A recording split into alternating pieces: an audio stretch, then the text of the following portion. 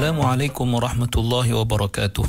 Innal hamdalillah nahmaduhu wa nasta'inuhu wa nastahdihi wa nastaghfiruh wa natubu ilaihi wa natawakkalu alaihi wa na'udzu billahi min shururi anfusina wa min sayyiati a'malina. Man yahdihillahu fahuwal muhtad wa man yudlil falan tajida lahu waliyyan mursyida.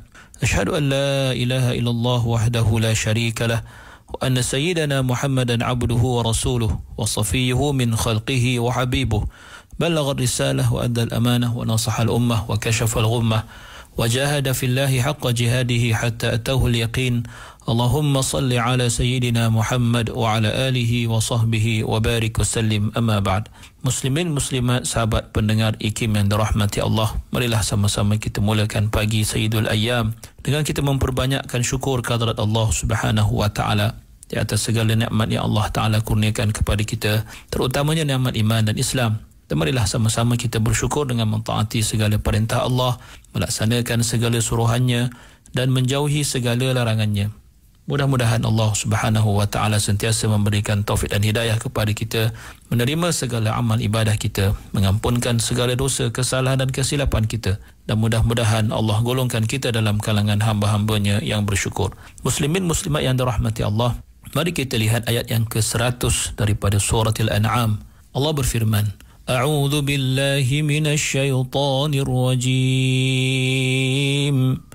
وجعلوا لله شركاء الجن وخلقهم وخرقوا له بنين وبنات بغير علم سبحانه وتعالى عما يصفون. Yang bermaksud, dan mereka menjadikan jin itu sekutu bagi Allah, padahal Allah jugalah yang menciptakan jin-jin itu. Dan mereka berdusta terhadap Allah dengan mengada-ngadakan baginya anak-anak lelaki dan anak-anak perempuan dengan tidak berdasarkan sebarang pengetahuan. Maha suci Allah, maka tinggilah ia daripada apa yang mereka sifatkan. Muslimin muslimat yang dirahmati Allah, setelah Allah menjelaskan kepada kita dalil-dalil yang telah kita temukan dalam ayat-ayat sebelum ini yang menunjukkan keagungan kuasa Allah dan kehebatan hikmah kebijaksanaan Allah Subhanahu wa taala, begitu juga limpahan nikmatnya kepada kita. Dan ia menunjukkan betapa Allah Taala itu satu-satunya Tuhan yang berhak disembah, yang berhak untuk diberikan sifat ketuhanan yang sebenar. Maka kali ini Allah menyusuli pula penceritaan tentang betapa dahsyatnya perangai golongan musyrikin dan bagaimana Allah menyelar perbuatan mereka yang sepatutnya memberi petunjuk kepada mereka ke jalan yang benar, yang lurus sekiranya mereka mahu memikirkannya. Allah berfirman, a'udzubillahi minasyaitanir rajim, wa ja'alu lillahi syuraka'al jin.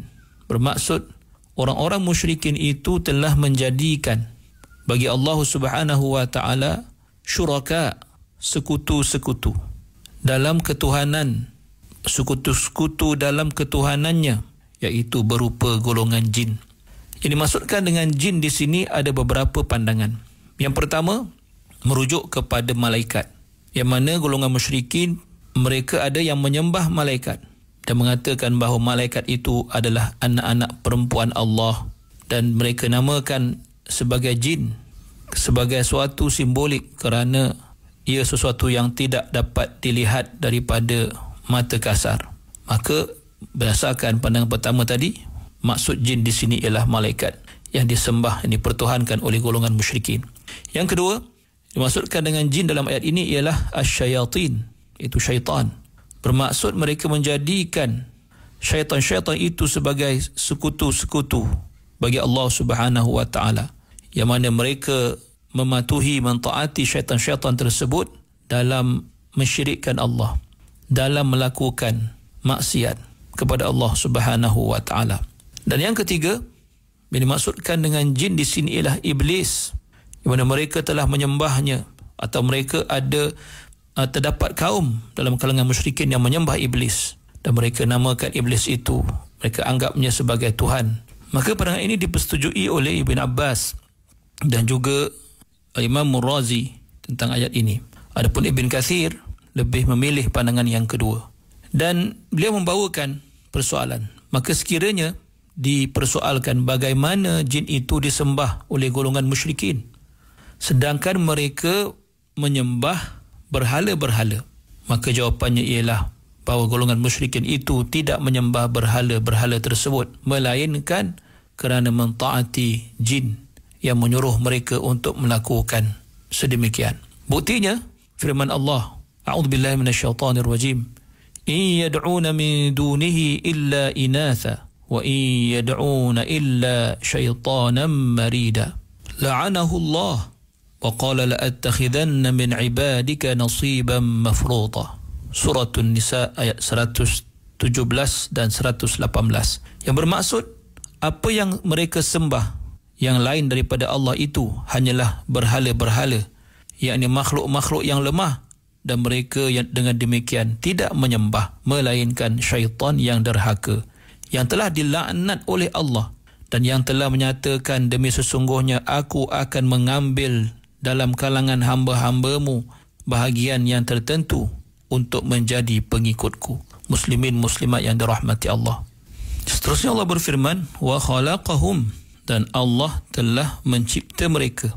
Mereka sini maksud wa khalaqahum, mereka di sini sama ada merujuk kepada golongan musyrikin, maka ia bermaksud mereka menjadikan jin-jin itu sebagai sekutu pada Allah Subhanahu wa taala, sedangkan mereka mengetahui bahawa Allah lah yang telah mencipta mereka, iaitu mencipta golongan musyrikin, dan bukan jin yang mencipta mereka.